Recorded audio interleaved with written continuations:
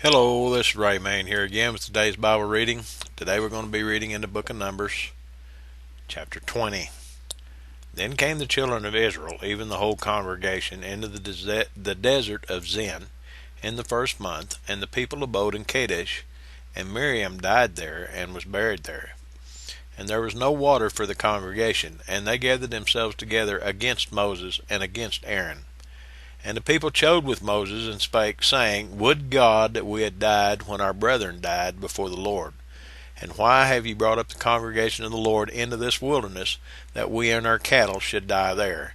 And wherefore have ye made us to come up out of Egypt, to bring us in unto this evil place? It is no place of seed, or of figs, or of vines, or of pomegranates, neither is there any water to drink. And Moses and Aaron went from the presence of the assembly unto the door of the tabernacle to the congregation. And they fell upon their faces, and the glory of the Lord appeared unto them. And the Lord spake unto Moses, saying, Take the rod, and gather thou the assembly together, thou and Aaron thy brother, and speak ye unto the rock before their eyes. I want to say that again. And speak ye unto the rock before their eyes, and it shall give forth his water, and thou shalt bring forth to them water out of the rock.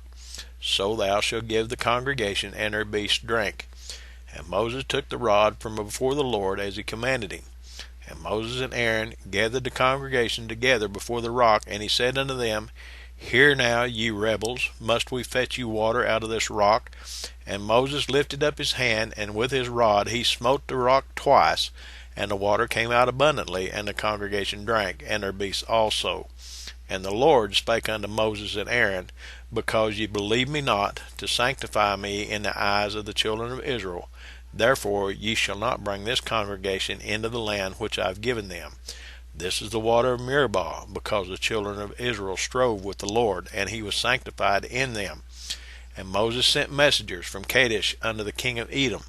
Thus saith thy brother Israel, Thou knowest all the travail that hath befallen us, how our fathers went down into Egypt, and we have dwelt in Egypt a long time, and the Egyptians vexed us and our fathers.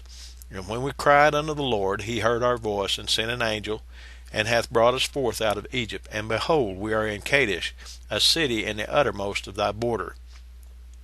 Let us pass, I pray thee, through thy country. We will not pass through the fields, or through the vineyards, neither will we drink of the water of the wells.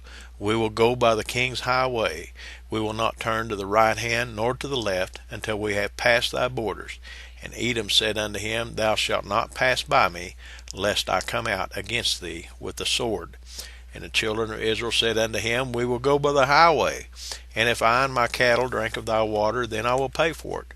I will only, without doing anything else, go through on my feet.